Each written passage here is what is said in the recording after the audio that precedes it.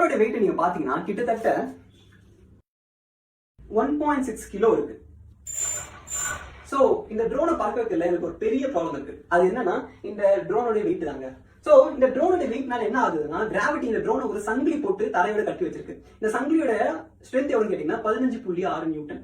அதை நான் கால்குலேட் பண்ண வேற வீடியோல சொல்றேன். பட் இப்போ நான் அந்த சங்கிலியை உடைச்சா மட்டும் தான் என்னால இந்த ட்ரோனை வந்து மேல் நோக்கி பறக்க வைக்க முடியும். பட் அதுக்கு நான் என்ன யூஸ் பண்ண போறேன்னா இந்த ட்ரோன்ஸோட இந்த விங்ஸ் எல்லாம் யூஸ் பண்ண போறேன். இந்த ட்ரோனோட விங்ஸ்லாம் வந்து நம்ம டேபிள் ஃபேன் மாதிரி தான் ஆக்ட் ஆகுது. டேபிள் ஃபேன் எப்படி நீங்க போட்டீங்கன்னா அது பின்னாடி இருக்க காத்த ஒண்ணு சேர்த்து நம்மளுக்கு ஃப்ரண்ட்ல ஷூட் பண்ணுதோ வேகமா, அதே போலதான் இந்த ட்ரோனோட பிளேட்ஸுமே கூட மேல இருக்க சும்மா இருக்க காத்துல வந்து ஒண்ணு சேர்த்து கீழ் நோக்கி வந்து ஷூட் பண்ணுது, ஒரு ஜெட் மாதிரி இருக்குது. இதெல்லாம் வந்து நம்ம நியூட்டன் வராது. நியூட்டன் என்ன சொல்லிருக்காருன்னா நீ என்ன வேணா செஞ்சாலும் கூட அதுக்கு ஈக்குவலான ஒரு எதிர்வினை நடக்கும் அப்படின்னு ஒரு தேர்ட் லால சொல்லிருக்காரு. Every action has equal opposite reaction இல்லையா? சோ இப்போ இந்த எல்லா மோட்டரையும் நீங்க சுத்தும் போது அங்கிருந்து ஒரு ஃபோர்ஸ் கிரியேட் ஆகி அது தரையை நோக்கி போகுது. அந்த தரையை நோக்கி போற ஃபோர்ஸுக்கு அகேன்ஸ்டா இன்னொரு ஃபோர்ஸ் மேல் நோக்கி ஆக்ட் ஆகும், நியூட்டனோட தேர்ட் விதி படி.